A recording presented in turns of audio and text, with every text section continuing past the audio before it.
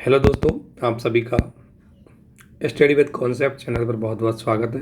और साथ ही दोस्तों आप सभी का स्वागत है हमारी इस महासीरीज़ में, जिसकी शुरुआत आज से की जा रही है। और आज इस महासीरीज़ के अंतर्गत आपको पॉलिटी का एक इंट्रोडक्शन वाला वीडियो मिलेगा, जिसमें बेसिक चीज़ें ही डिस्कस की गई है, जिसकी अगर ड्यूरेशन देखें तो ज़्यादा नहीं है। लेकिन नेक्स्ट जो वीडियो आएगा उसमें सिलेबस के हिसाब से पहला टॉपिक आपके साथ डिस्कशन किया जाएगा।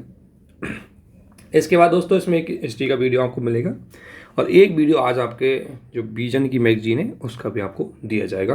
तो 3-4 चीज़ें हम साथ में लेके चलेंगे और कुछ चीज़ें और भी इसमें साथ में ऐड कर दी जाएगी।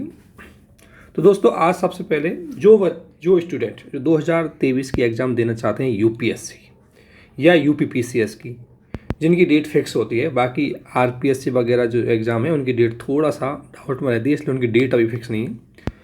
जैसे ही उनकी डेट फिक्स होगी तो उनकी स्ट्रेटजी हम अलग से लेंगे, उनका सिलेबस भी डिस्कशन करेंगे।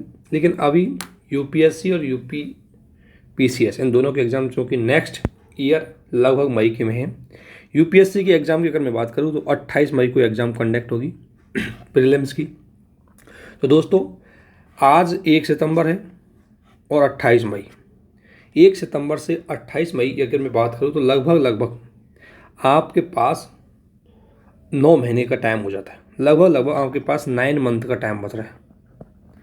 ये 9 मंथ के टाइम में अगर मैं बताऊँ किसी आपको, तो अगर कोई कैंडिडेट जिसका थोड़ा सा बेसिक यदि उसको पता है, थोड़ी चीज़ें अगर वो जानता है यूपीएससी के बारे में, उसके सिलेबस के बारे में, तो 9 महीने में वो अच्छे से तैयारी कर सकता है, यदि वो रेगुलर 10 से 12 घंटे की अगर स्टडी करे। क्योंकि कोई कैंडिडेट जो बिल्कुल बिगिनिंग से स्टार्ट करना चाहता है और जिसको 2023 की एग्ज़ाम देनी है, यदि उसका थोड़ा बहुत बेसिक तैयार है, यानी कि उसको थोड़ी सी बेसिक चीज़ें पता हो पहले से, वो कैंडिडेट भी आज से 2023 के लिए एग्ज़ाम की फुल प्रेस तैयारी कर सकता है। लेकिन ये उसको थोड़ा पढ़ने का टाइम ज़्यादा देना होगा।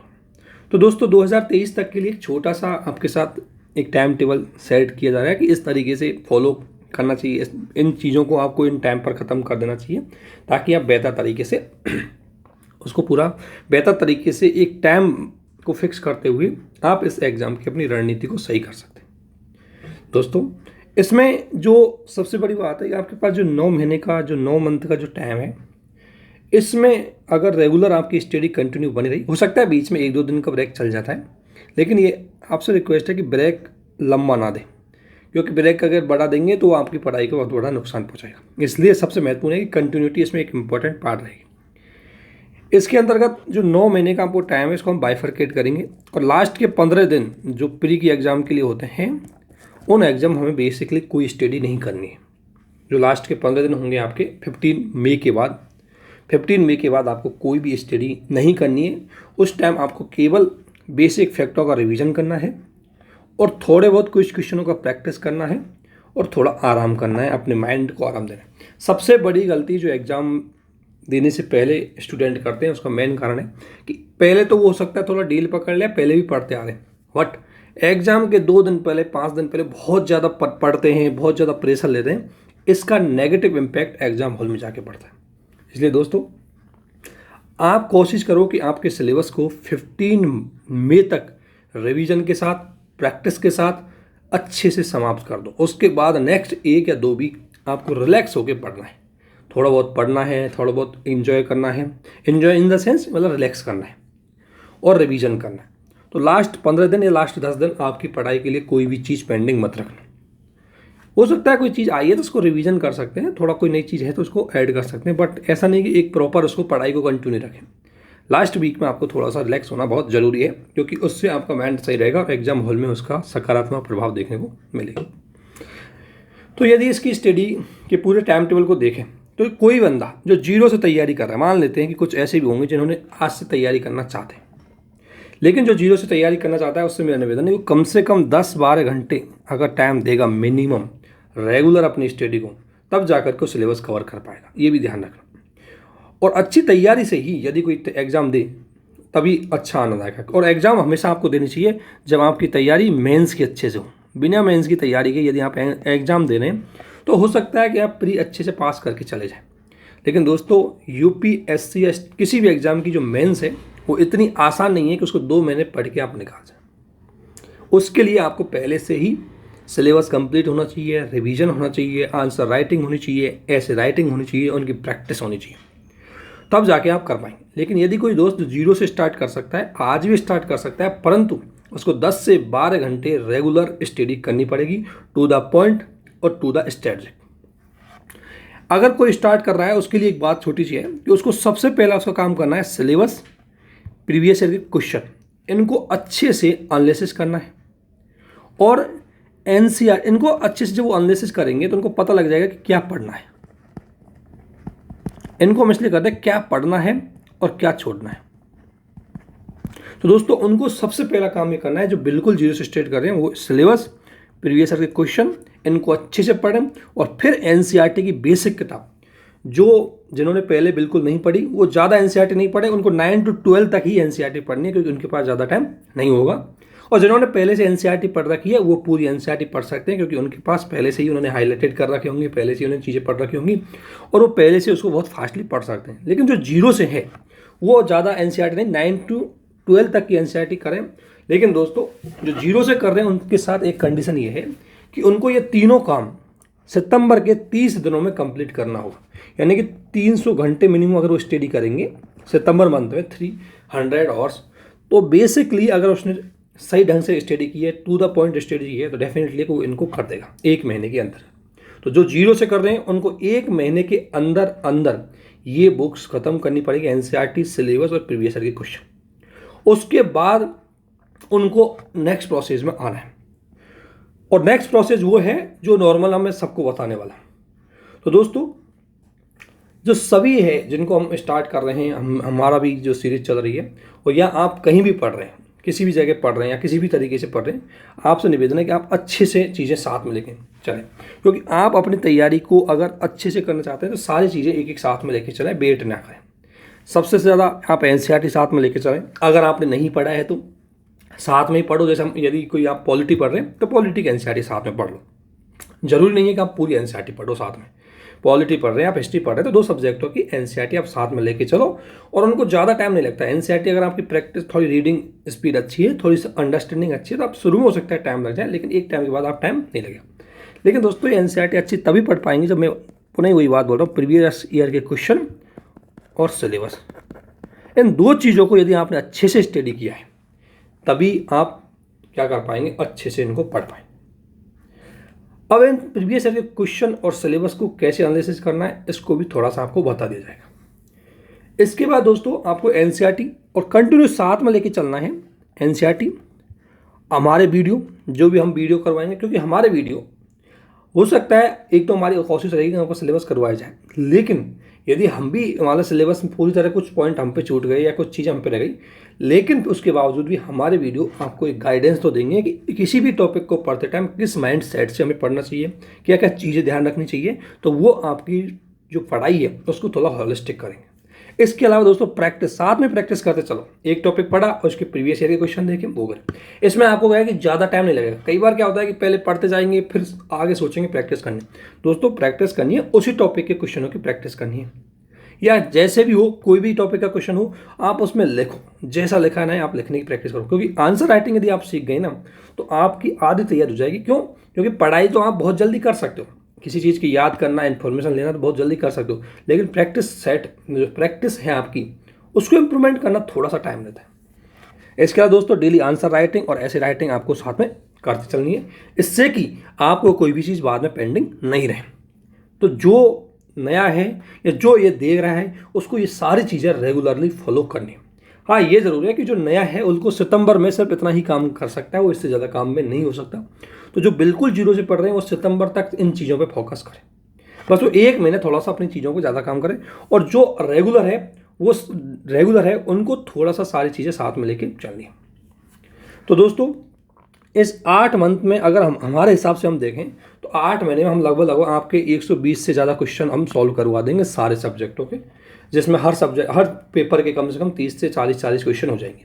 ये हमारे लेवल पर आपको सॉल्व करवाए जाएंगे। लेकिन इनके साथ साथ आप भी 1-1, 2-2, 3-3 क्वेश्चन भी लिखेंगे तो आप इन 8 मंथों में लगभग जो नेक्स्ट आपकी तैयारी होगी इनमें आप 200-300 क्वेश्चन लिख लेंगे, और 200-300 क्वेश्चन लिखने के बाद या 10 से 15 ऐसे लिखने के बाद आपकी आंसर राइटिंग इस लेवल पे पहुंच जाएगी, अब आप एक अच्छा आंसर लिख सकते हैं। उसके बाद जैसे ही मेंस आई, जैसे ही आपने प्री खत्म की है, उसके बाद जैसे ही आप प्री खत्म करेंगे उसके बाद तुरंत आपको मेंस की आंसर राइटिंग की पुनः प्रैक्टिस करनी है, रिवीजन करना है, तो आपको ज़्यादा दिक्कत नहीं आएगी। ये सारी चीज़ प्री से पहले की आपको बताई जा रही है। अब दोस्तों अगर हम टाइम टेबल की बात करें कि हमें किस किस टाइम तक कंप्लीट होना चाहिए, इतना तो कम से कम आपका कंप्लीट होना चाहिए। तो दोस्तों सितंबर, अक्टूबर, नवंबर, अगर इन महीने की बात करूँ, आपके पास 3 महीने हैं। इन 3 महीनों में आपको 3 सब्जेक्ट तो अच्छे से कंप्लीट होना चाहिए, पॉलिटी, इकोनॉमी और हिस्ट्री। दोस्तों ये 3 सब्जेक्ट हैं, आपको अच्छे से होने चाहिए, अच्छे से इनकी तैयारी, अच्छे से इनके नोट्स, मतलब जो सब्जेक्ट आप पढ़े उसको तो कम से कम इतना परफेक्ट कर लो कि नेक्स्ट टाइम उसको दोबारा उस पर टाइम हमें ज़्यादा ना देना पड़े। पॉलिटी यदि आप पढ़ रहे हो तो पॉलिटी को इतनी अच्छे से पढ़ो कि वो प्री के लिए भी काम आ जाए, वो आपकी मेंस के लिए भी काम आ जाए, वो किसी स्टेट पीसीएस के लिए भी काम आ जाए, ताकि दोबारा प्री आपको ना पढ़नी पड़े, दोबारा आपको टाइम वेस्ट उस पर ना करना पड़े। ये चीज़ आपको ध्यान में रखें। तो डेफिनेटली 3 महीने में इन सब्जेक्टों को करना कोई बड़ी बात नहीं है, यदि आप डेली 10 से 12 घंटे पढ़ रहे हैं तो। ये चीज़ उसके लिए जो बिल्कुल जीरो से, जो पहले से तैयार है उसको तो यही चीज़ 3 महीने में उसको भी पढ़नी है, बट उसके लिए ज़्यादा बड़ी बात ये नहीं होगी जो कि उसने पहले से बेसिक पढ़ा हुआ है। तो कोई भी कैंडिडेट हो जो नया हो या पहले से पढ़ा हुआ हो, 3 महीने में इन सब्जेक्टों को करने में सक्षम हो सकता है, यदि वो पूरा टाइम दे, टू द पॉइंट पढ़े। सबसे बड़ी बात क्या है, टू द पॉइंट पढ़े, ठीक है ना। और दूसरी, साथ साथ जो हमारा टाइम लगता है किसी भी सब्जेक्ट पढ़ने का, उसका मेन कारण होता है रिवीजन का अभाव। हम रिवीजन साथ में करके नहीं चलते, हम क्या करते हैं, पढ़ते जाते, और जैसे हम कोई चीज़ को पहले दिन पढ़ें तो 10 दिन तक पहुंचते हैं तो पहली चीज़ गायब हो जाएगी, फिर 10वें दिन के बाद पुनः उसको फिर पढ़ेंगे, ठीक है ना। तो इससे क्या है कि टाइम वेस्टिंग ज़्यादा होती है। इसलिए दोस्तों रेगुलर जैसे कोई टॉपिक आपने पढ़ा है उसको पढ़ो, नेक्स्ट टॉपिक को पढ़ने से पहले वाले टॉपिक का रिवीजन करो, उसके क्वेश्चनों को देखो, तब जाके नेक्स्ट टॉपिक पे जाओ। इस तरीके से करेंगे तो आपको बार बार रिवीजन करने से एक तो टाइम वेस्ट होता है, वो नहीं हो पाएगा। आपको 2-4 बार शुरू में रिवीजन ज़्यादा करना पड़ेगा, उसके बाद वो चीज़ धीरे धीरे आपके माइंड में बैठ सकती है। तो रिवीजन को अगर साथ में लेके चलेंगे तो ये इस टाइम में आप ये पेपर आसानी से कर पाएंगे। हमारी कोशिश रहेगी कि आपको नवंबर से दिसंबर तक इन सब्जेक्टों को करवाने की कवर, जो जितना हम पे हो पाएगा उतना इनको कवर करवाने की पूरी कोशिश रहेगी जीएस के पॉइंट ऑफ व्यू से। दोस्तों दिसंबर की अगर मैं बात करूं, अगर आपसे बात करें दिसंबर में हम, तो दिसंबर में आपको ज्योग्राफी, सोशल इशू और कल्चर, ये 3 ऐसे पार्ट हैं। इन 3, ये आपको पता है सोशल इशू छोटा टॉपिक है और कल्चर भी ज़्यादा बड़ा टॉपिक नहीं है। कल्चर जो सब्जेक्ट है वो ज़्यादा बड़ा टॉपिक नहीं है, इसलिए इसके साथ अगर आप ज्योग्राफी लेके चलेंगे तो इनको भी आप दिसंबर में, मैं ये नहीं कह रहा 100% पूरा कर पाएंगे, लेकिन इतना कर देंगे कि आपको काम चल जाएगा। लेकिन फिर मैं वही बात बोलूँगा कि कहीं इनको पढ़ने के चक्कर में इनका रिवीजन नहीं छोड़ना है आपको, पॉलिटी, इकोनॉमी और हिस्ट्री का। जब दिसंबर में आप इनको पढ़ेंगे तो आपको इन लोगों की, इन जो पिछले पढ़े हुए इनकी है, इनकी आपको देनी है टेस्ट सीरीज और क्वेश्चन एंड आंसर, ये काम करना है। जब कोई सब्जेक्ट पढ़ लेते हैं उसका टेस्ट दो, प्रीवियस ईयर के क्वेश्चन करो, इससे क्या है बार बार आपको रिमेंबर होता रहेगा, बार बार उसको मेमोराइज करते रहेंगे और आपका उस साथ जुड़ाव रहेगा, तो आप उसको बोलेंगे नहीं। दिसंबर के महीने में आपका काम ये होगा कि आप ज्योग्राफी, सोशल इशू और कल्चर को अच्छे से पढ़ें, और इसी के साथ आप एथिक्स की कुछ स्टार्टिंग चालू कर दें, एथिक्स भी स्टार्ट चालू कर देना चाहिए। इसी के साथ जब आप एथिक्स भी चालू कर देंगे, क्योंकि एथिक्स के अगर आप 30 से 35 वीडियो होंगे, और एथिक्स को क्या एक वीडियो देखने के बाद उसको पढ़ेंगे, तो एथिक्स कोई बड़ा बात है नहीं, एथिक्स बहुत इंटरेस्टिंग भी होगी और एथिक्स को ईजिली आप कवर कर जाएंगे, बस थोड़ा सा शुरू में ध्यान रखना है बस। तो दोस्तों दिसंबर तक आपको ये काम आपको करते रहना है, और ये जो सारे सब्जेक्ट हैं दिसंबर में, कुछ दिसंबर हो जाएंगे, इसके बाद दोस्तों जनवरी से लेकर के लगभग 15 मार्च तक इन सब्जेक्टों के साथ, अगर इन सब्जेक्टों में कुछ चीज़ें छूट जाएं तो जनवरी, फरवरी और 15 मार्च लगभग आपको 75 डेज, जो नेक्स्ट 75 डेज हो गए उनमें छोटे छोटे सब्जेक्टों को कवर कर लेना है। इंटरनल सिक्योरिटी हुई, इन्वायरमेंटल हुआ और अदर सब्जेक्ट छोटे छोटे गवर्नेंस, सोशल जस्टिस के, इनको ख़त्म आप आसानी से कर सकते हैं, क्योंकि ये सब्जेक्ट बड़े हैं नहीं, ये सब्जेक्ट दोस्तों बहुत छोटे हैं। इनका अगर ढंग से बैठेंगे तो 3-3, 4-4 दिन में सब्जेक्ट खत्म हो जाएंगे आपके। तो जनवरी फरवरी का जो 75 दिन का टाइम है, ये केवल इन्हीं सब्जेक्टों को आपको अच्छे से कवर करना है, परंतु ये टाइम इन सब्जेक्टों के लिए तो बहुत ज़्यादा है। इसलिए जो पीछे के आपके कोई सब्जेक्ट छूट गया, मान लें आपका एथिक्स छूट गया है, मान लें आपकी ज्योग्राफी छूट गई, तो उसको यहीं तक आपको कवर करना है 15 मार्च तक। यानी कि कहने का मतलब है कि 15 मार्च 2023 तक आपके लगभग मेंस के पॉइंट ऑफ व्यू से सारे टॉपिक खत्म हो चुके हों, तब जाकर के आपकी तैयारी इस लेवल में पहुंचेगी कि आप 2023 की एग्जाम के लिए सक्षम हो। तो 15 मार्च तक अगर दोस्तों थोड़ा सा यदि आपने सिस्टमेटिक तरीके से टू द पॉइंट अगर तैयारी करी है तो आपकी तैयारी लगभग इस लेवल पर पहुंच जाएगी। लेकिन दोस्तों अब आपको नेक्स्ट प्रोसेस में जो जाना है, उस नेक्स्ट प्रोसेस की अगर मैं बात बताऊं तो 15 मार्च तक ये काम करने के बाद, मैं इसलिए बोल रहा हूं क्योंकि 15 मार्च के बाद हमें 28 मई तक टोटली फोकस होना है प्री में, क्योंकि दोस्तों बिना प्री के मेंस का कोई महत्व नहीं है। इसलिए प्री को किसी भी स्थिति में हमें नज़रअंदाज नहीं करना। और हमारी जो इस महासीरीज है इसमें अगर सब कुछ समय से चला और सब कुछ टाइम पे रहा तो लगभग इन पार्टों को हम यहाँ तक ख़त्म करवाने की कोशिश करेंगे। लेकिन दोस्तों यदि हम भी नहीं ख़त्म करवाए तो आपको यहाँ तक इनका ख़त्म करना है अपनी तैयारी के दौरान, ये इस तरीके से आपको चलना है। तो 15 मार्च तक आपके history, polity, geography, economy, internal security, ethics, ये सारे सब्जेक्ट लगभग ख़त्म हो जाएंगे अगर आपने 10 से 12 घंटे रेगुलर स्टडी की, प्रैक्टिस साथ में करते गई, प्रीवियस ईयर के क्वेश्चन अगर आपने साथ में ही किए, तब जा करके आपकी तैयारी होगी। ऐसा नहीं है कि आप पढ़ते जा रहे उसका प्रैक्टिस नहीं कर रहे, उसको ये नहीं कर रहे, उससे आपकी तैयारी ज़्यादा नहीं हो पाई। क्योंकि उससे क्या होगा कि आप पढ़ तो लेंगे लेकिन बार बार उसी सब्जेक्ट में घूमते रहेंगे। जैसे फॉर एग्जाम्पल अगर कोई स्पेक्ट्रम पढ़ना चाहता है, स्पेक्ट्रम 700-800-900 पेज की होती है, अगर वे व्यक्ति पहले पेज से 900 पेज तक पहुँचेगा ना, तब तक तो व्यक्ति पहले पेज को भूल चुका होगा। क्यों? क्योंकि उसने एक तो रिवीजन की कमी रख दी। और एक चीज़ और ध्यान रखना, किताब को पढ़ना, बार बार किताब को पढ़ने से अच्छा है कि उस किताब को 1-2 बार पढ़ के उसके नोट्स बना के अलग से कर लेना, उसको ऐड कर लेना। हमें किताब को पूरा नहीं पढ़ना है, उसमें जो जो चीज़ हमारे सिलेबस और हमारे प्रीवियस ईयर के क्वेश्चन के आधार पर हमारे लिए इंपॉर्टेंट हो सकती है, उसी को ही पढ़ना है। तब जाके आप इतने दिन में कर पाएंगे। अदरवाइज अगर आपने इधर उधर स्रोत पढ़ लिए, ज़्यादातर रिसोर्सों को इधर उधर फॉलो कर लिया, तो आप इस दौरान अपनी पढ़ाई 15 मार्च तक पूरी किसी भी स्थिति में नहीं कर पाएंगे। ये चीज़ भी साथ में आपको ध्यान रखनी। तो दोस्तों 15 मार्च से लेकर के जो 15 मई है, इसका टाइम अगर हम बात करेंगे, इसके बाद हम क्या करेंगे, तो दोस्तों इस दौरान हमारा पूरा फोकस रहेगा प्री पे। पूरा फोकस किस पे रहेगा? प्री पे। और प्री पे फोकस रहते टाइम कुछ मैपिंग की चीज़ें उनको कवर करेंगे। इसके अलावा करंट अफेयर, देखो करंट अफेयर तो इस दौरान भी आपको 1-1 घंटे देना ही है करंट अफेयर को। जो विजन की मंथली मैगजीन है उसको तो साथ साथ लेके चलना है, 15 मार्च तक रेगुलर उसको साथ साथ लेके चलना है। 1 घंटे तो उस पर टाइम देना ही देना है। लेकिन 15 मार्च के बाद हमारा थोड़ा ज़्यादा टाइम देंगे उस पर, करंट अफेयर पे, और स्पेशली पीटी 365 को अच्छे से पढ़ेंगे। पीटी 365 को फिर अच्छे से पढ़ना, दोबारा जो करंट आपने अब तक पढ़ी है उसको फिर अच्छे से रिवीजन करना। जो सिलेबस आपने पढ़ा है सारे सिलेबस को रिवीजन करना। 15 मार्च के बाद कोई ज़्यादातर नई चीज़ों से बचना, कोशिश करना कि जो पढ़ रखा है उसको ज़्यादा से ज़्यादा रिवीजन करें, उसकी प्रैक्टिस करें, उसकी टेस्ट सीरीज दें।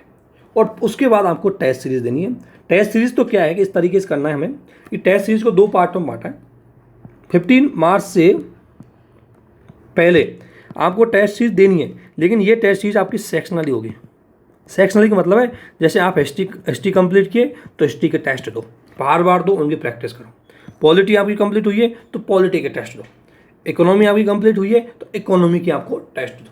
तो सेक्शनली, क्योंकि आपका दिसंबर तक सेक्शनल ही टॉपिक खत्म हो पाएंगे। हो सकता है कि आपके सभी लोगों का पूरा सिलेबस दिसंबर तक खत्म नहीं हो, इसलिए वो अपना टेस्ट उसी सब्जेक्ट में प्रैक्टिस कर लें। कई बार क्या होता है कि हम इसलिए बैठ जाते हैं कि भाई हमें जब तक मेरा पूरा सिलेबस खत्म नहीं होगा मैं टेस्ट नहीं दूंगा। ऐसा नहीं करना है। जो टॉपिक, जो पार्ट आपका दोस्तों खत्म हो, जैसे ही उसको कंप्लीट करें, जिस टॉपिक को भी कंप्लीट करें उसी दौरान उसकी प्रैक्टिस कर दो। क्योंकि प्रैक्टिस करेंगे तो आपकी तैयारी साथ में इम्प्लीमेंट हो जाएगी, साथ में ही उसका एप्लीकेशन कर पाएंगे। और जो भी इन्फॉर्मेशन आपके माइंड में है और यदि आपने उसका एप्लीकेशन कर दिया तो वो आपको यूटिलाइज आएगा एग्जाम हॉल में। जो भी कैंडिडेट जिनकी एग्जाम हॉल में दिक्कत आती है, जो एग्जाम हॉल में मतलब प्रेशर लेते हैं, उसका मेन कारण होता है पढ़ते जाते हैं, वो अच्छे से उस टाइम टू टाइम उसकी प्रैक्टिस नहीं करते। क्योंकि जब आप कोई चीज़ की प्रैक्टिस करेंगे फिर उसको अपने जो पढ़ा है उसके साथ जोड़ेंगे तो उससे इंटरलिंक होगी चीज़ें और इससे आपकी समझ और ज़्यादा बढ़ेगी। तो दोस्तों 15 मार्च से पहले हम टेस्ट सीरीज देंगे, प्री की लगातार देंगे, लेकिन वो टेस्ट सीरीज सामान्यतः हमारी कैसे होंगी? सेक्शनली टेस्ट सीरीज होंगी। 15 मार्च के बाद हम कोशिश करेंगे फुल टेस्ट देंगे। और दोस्तों टेस्टों को किस तरीके से सॉल्व करना है, टेस्ट सीरीज भी किस तरीके से देनी है, इसका भी वीडियो आपको बताया जाएगा। क्योंकि टेस्ट सीरीज को देना, उसको सॉल्व करना एक अहम पार्ट होगा। और दोस्तों हम गारंटी 15 मार्च तक हम भी आपके प्रीवियस ईयर के क्वेश्चन जो यूपीएससी प्री के हैं उनमें ज़्यादातर सवालों को आपको कवर करवा दिया जाएगा। तो आपको प्रीवियस ईयर के क्वेश्चनों को हम करवाएंगे, कुछ आप करेंगे, तो इसे बार बार रिपीट होने से आपकी तैयारी, आपका माइंडसेट अच्छे से हो जाएगा। और जब भी प्रीवियस ईयर के क्वेश्चन हम करवाएंगे, इनको आपको जोड़ेंगे जो कंटेंट हम पढ़ा रहे हैं उसके साथ और जो हम पढ़ाएंगे उसके साथ भी, ताकि आपको पता तो लग जाए कि इस टॉपिक को पढ़ने के बाद हम ये क्वेश्चन इस तरीके के आते हैं। यही एक सबसे इंपॉर्टेंट पार्ट होगा आपकी पढ़ाई का। आप में से बहुत सारे दोस्तों ने सिलेबस को पहले से ही कवर करके रखा होगा, उन्होंने अटैम्प्ट भी दे रखे होंगे, उनकी तैयारी पहले से अच्छी होगी। लेकिन अगर आप इन चीज़ों का अनुसरण करेंगे तो आपकी तैयारी एक स्ट्रेटजिक वे में आएगी, टू द पॉइंट आएगी और आपकी तैयारी आपकी सफलता की ओर ले जाएगी। तो दोस्तों 15 मार्च के बाद हमारा मैपिंग वगैरह पे, करंट अफेयर पे, ठीक है ना, प्रीवियस ईयर के क्वेश्चन पर फुल टेस्ट है, इनको देना है। लेकिन 15 मार्च से लेकर के 28 मई तक, इसका मतलब ये नहीं कि हम बिल्कुल मेंस को भूल जाए। इस दौरान भी हमें ज़्यादा नहीं, कम से कम टाइम मिले तो 1-2 आंसर राइटिंग और एक ऐसे मंथ में लिखना है, ताकि जो हमारा फ्लो बना हुआ था, जो हमारा फ्लो आंसर राइटिंग का बना हुआ सस्टेन रहे। क्योंकि कई बार गलती क्या कर देते हैं कि प्री के चक्कर में मेंस का एक भी क्वेश्चन नहीं लिखते। मैं ये नहीं करा कि मेंस को आपको बहुत सारे क्वेश्चन लिखते हैं। 15 मार्च से लेकर के 28 मई तक आपको प्री पे फोकस होना है फुल एकदम से। इस दौरान आपको सी सेट भी लेके चलनी है, सी सेट पे फुली फोकस होना है इस दौरान। सी सेट को बिल्कुल हल्के में नहीं लेना है, ठीक है ना। सी सेट के प्रीवियस के क्वेश्चन, स्पेशल टॉपिकों का डिस्कशन, ये सारी चीज़ें आपको करके चलनी है। परंतु वीक में 2 क्वेश्चन लिख लेना या महीने में एक ऐसे लिख लेना कोई बड़ी बात नहीं है। इतना टाइम तो आप आंसर राइटिंग पे दे ही सकते हैं। और जो चीज़ आपने पढ़ी है मेंस के पॉइंट ऑफ व्यू से दोस्तों, उसका रिवीजन ज़रूर करना, उसको छोड़ना मत। क्योंकि जो रिवीजन जो आप मेंस के पॉइंट ऑफ व्यू से पढ़ रहे हैं वो आपके प्री के पॉइंट ऑफ व्यू से भी काम आएगी। इसलिए रिवीजन वाले पार्ट जो 15 मार्च तक हम पढ़ चुके होंगे उसको किसी भी स्थिति में आपको छोड़ना नहीं है। बस ये चीज़ ध्यान रखना, बिल्कुल नहीं छोड़ना है, ठीक है ना। ये चीज़ काम करना है। इसके अलावा दोस्तों इतनी चीज़ें तो आपने पढ़ ली। अब अगला क्वेश्चन आता है कि इसमें ऑप्शनल तो कहीं आई नहीं, तो इसके लिए दोस्तों मैं क्या करूं, ऑप्शनल तो डेली आपको 1 सितंबर से ही पढ़नी है। ऑप्शनल एक ऐसा सब्जेक्ट है जिसको हम आसानी से छोड़ नहीं, जिसको हम इतनी आसानी से तैयार करने के लिए हमें बहुत टाइम देना पड़ेगा। तो दोस्तों आपको सबसे काम यह है कि डेली 1 से 2 घंटे या 2 घंटे मिनिमम या 3 घंटे मिनिमम आपको ऑप्शनल देना है। और ऑप्शनल में जब से मान लें किसी का हिस्ट्री ऑप्शन है, तो दोस्तों जब वो हिस्ट्री को पढ़ेगा तो उसको जीएस वाला हिस्ट्री बिल्कुल नहीं पढ़ना पड़ेगा। वो हिस्ट्री को पढ़ने के बाद उसका जीएस वाला हिस्ट्री भी खत्म हो जाएगा।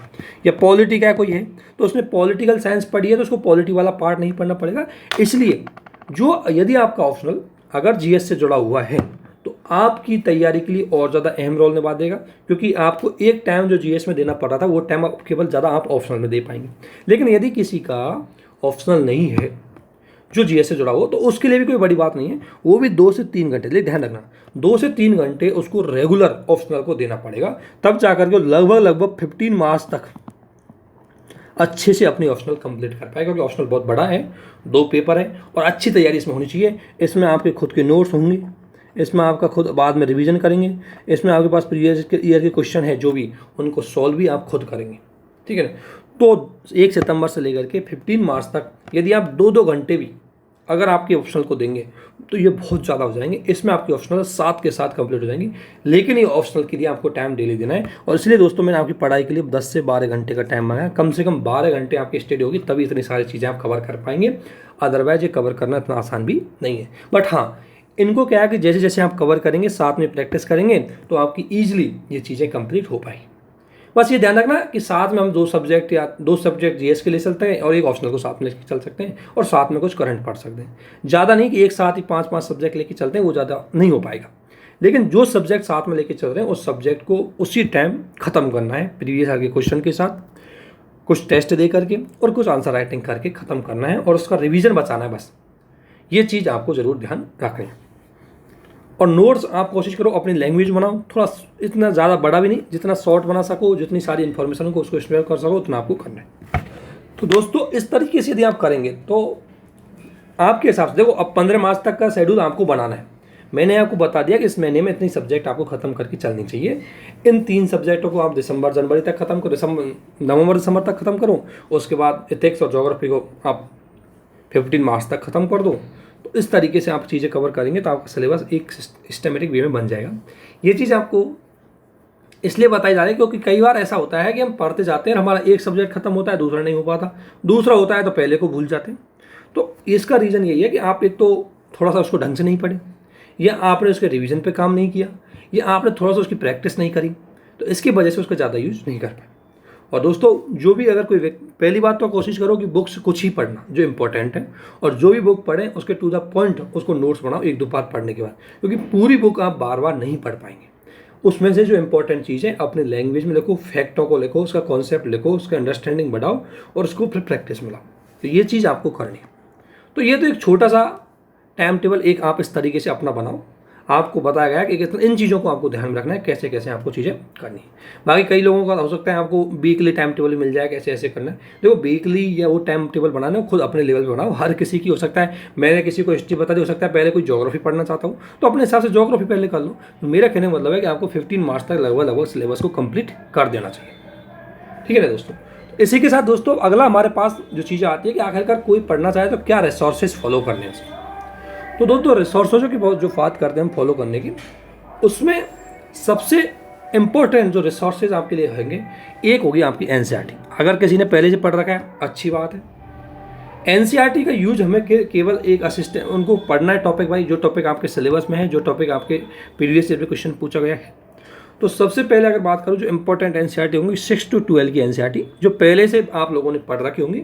जिन्होंने नहीं पढ़ रखी वो 9 to 12 पढ़ सकते हैं, क्योंकि उनके पास ज़्यादा टाइम नहीं होगा 2023 के एग्जाम करने के लिए, इसलिए वो 6, 7, 8 की एनसीईआरटी स्किप कर सकते हैं, उनके लिए कोई दिक्कत नहीं। लेकिन जिन्होंने पढ़ रखी है वो पूरी पढ़े। हिस्ट्री के लिए, पॉलिटी के लिए भी 6 to 12 एनसीईआरटी बहुत अच्छी। और दोस्तों अगर आप थोड़े से धैर्य से बैठेंगे तो ये एनसीईआरटी बुक ज़्यादा बड़ी होती नहीं है, आप ईजिली थोड़ा सा इसको पढ़ सकते हैं। इसके बाद ज्योग्राफी के लिए अगर 9 to 12 की एनसीईआरटी पढ़ेंगे तो आपका काम चला जाएगा। सोशल इशू सब्जेक्ट है, इसके लिए क्या करना है आपको 11th जो 12th की सोशलॉजी की बुक है एनसीईआरटी की, उसको पढ़ना है। उसको हमने चैनल पे शेयर भी कर दिया है। इसमें क्या करना है, पूरी नहीं पढ़ना, इसमें कुछ स्पेशल टॉपिक है जो आपके जीएस फर्स्ट के सोशल इशू पार्ट से जुड़े हुए हैं, उन्हीं को पढ़ना है, उससे ज़्यादा आपको नहीं पढ़ना है। इकोनॉमी की अगर मैं बात करूँ तो इकोनॉमी में आपको 9 to 12 की एनसीईआरटी इसको पढ़ना है, इतना आपको इससे करना है। इसके अलावा दोस्तों आपको 11 या 12 की बायोलॉजी की कुछ बुक होती है उसको पढ़ना है। उसमें से आपको हर टॉपिक को नहीं पढ़ना है, कुछ टॉपिक सेलेक्टेड है जो एनवायरमेंटल और साइंस टेक से जुड़े हुए हैं, उन टॉपिकों को आपको एक बार कवर जरूर करना है। उसके जाके क्या करना है, इंडेक्स देखना है और इंडेक्स में पॉइंट लगा देना है कि कौन सा टॉपिक मेरे सिलेबस से जुड़ा हुआ है। जो टॉपिक जुड़ा हुआ है उसी को पढ़ना है, बाकी नहीं पढ़ना। तो एक तो एनसीईआरटी आपको रिसोर्स में फॉलो करनी है। दूसरा मैपिंग आपके लिए इंपॉर्टेंट पार्ट होगी दोस्तों। मैपिंग आपको जरूर पता होना चाहिए, और इसके लिए आप थोड़ा सा नहीं डेली एटलस का कुछ पार्ट देखो। मैपिंग एक ऐसी चीज़ है जिसको आप याद नहीं कर सकते। मैपिंग को याद करना इतना आसान है नहीं, इसलिए मैपिंग को हमेशा क्या करो, जिससे आपको डेली कुछ नहीं कि मुझे आज इंडिया का मैप देखना है, तो इंडिया का मैप में मुझे थोड़ा सा देखना है कि राजस्थान की स्थिति कैसी है, थोड़ा सा। उसके बाद राजस्थान के कौन कौन से पड़ोसी, एक दिन बस इतना सा देख लिया, 5 मिनट खड़े होके चाय पीते पीते देखा कि एटलस में देख लिया, या अपने पास कोई मैप है उसमें देखा, और देख के थोड़ा सा सोचते हो देखना, हाँ इंडिया की लोकेशन यह है, इसकी लोकेशन यह है, उस तरीके से आपको मैपिंग देखनी है। इसके अलावा जैसे ही कोई करंट में कोई लोकेशन हाईलाइटेड है उसको भी तुरंत मैप में जाके देखना है।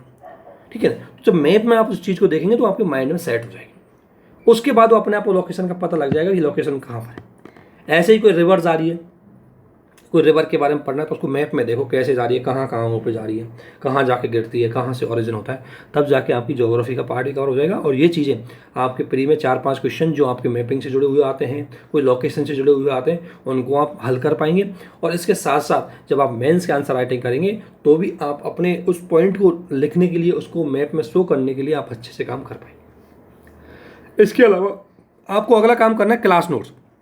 क्लास नोट्स आप किसी के ले सकते हैं, आप बीजन के क्लास नोट्स, ये सिर्फ असिस्टेंस के लिए, मैं ये नहीं कह रहा पूरा टू द पॉइंट पढ़ना है। जैसे कोई टॉपिक पढ़ा, मान लो आप एक टॉपिक पढ़ रहे हैं हिस्ट्री का, कि मॉडर्न हिस्ट्री का जो अगर बात करें हम कि 1857 की क्रांति है तो उससे पूर्व कौन कौन सी क्रांति हुई, तो ये टॉपिक जैसे ही पढ़ रहे हैं तो उसी टॉपिक का आप बीजन के नोट्स देख लो कि कौन कौन सा पार्ट मेरे लिए इंपॉर्टेंट है, उसको ब्रीफ में लिख लो, उसकी शॉर्ट नोट्स बना लो जो अपनी लैंग्वेज में होने चाहिए।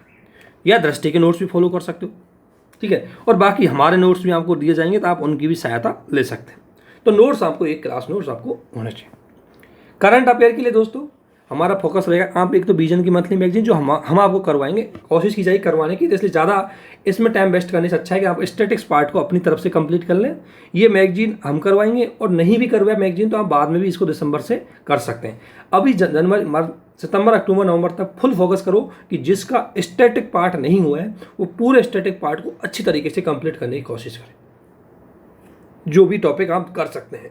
बाकी दिसंबर, अगर पहली बात तो हम करवाएंगे तो उसको साथ साथ पढ़ते जाना, और यदि आप करना चाहते हैं तो दिसंबर से आप रेगुलर करना, लेकिन अभी शुरू में इस पर फोकस रखना है।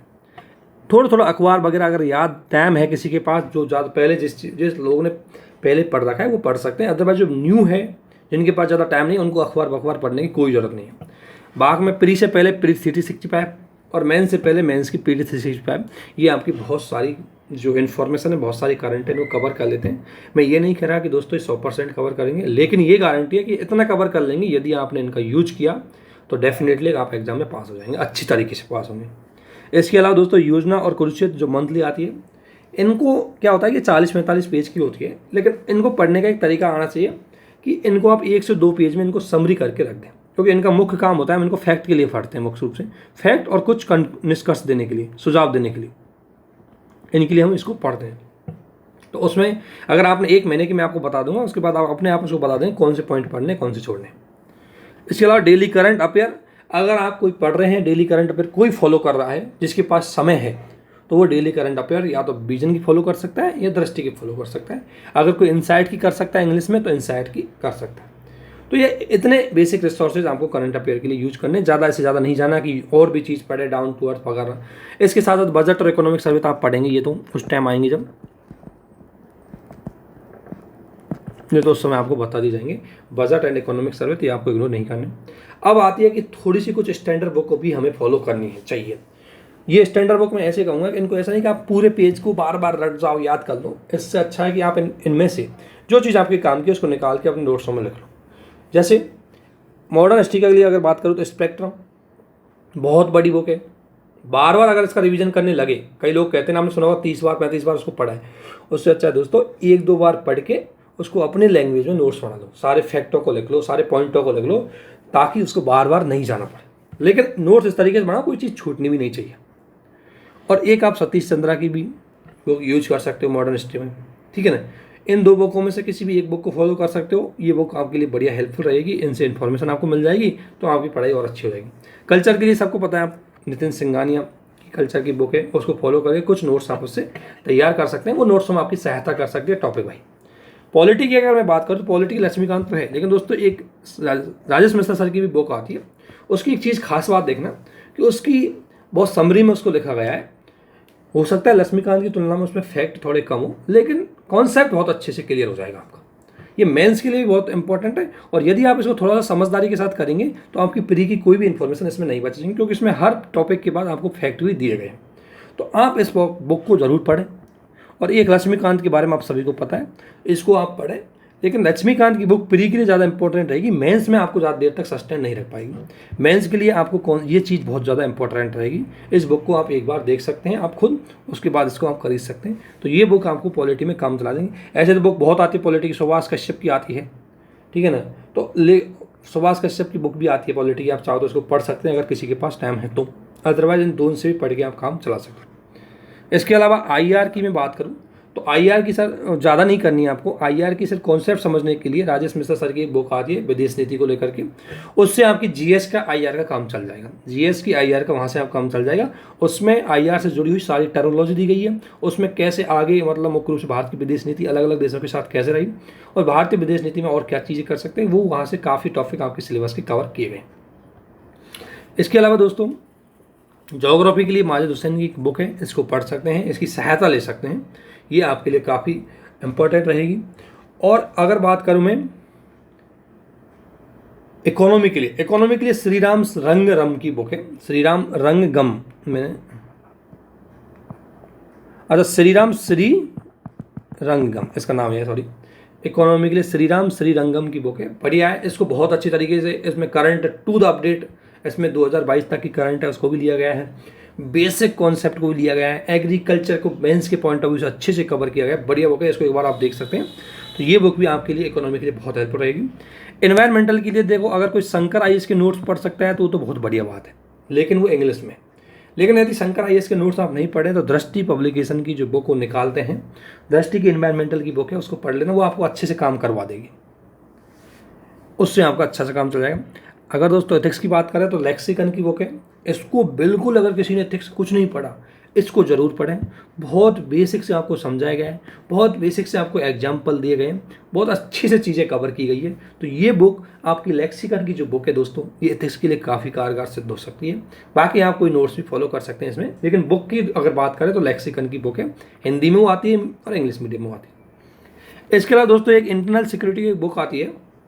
इंटरनल सिक्योरिटी में बात करूँ तो एक अशोक कुमार है जो IAPS थे, और इन्हीं के एक दोस्त ने विपुल अनिकांत के द्वारा एक बुक लिखी गई थी, ज़्यादा बड़ी नहीं है।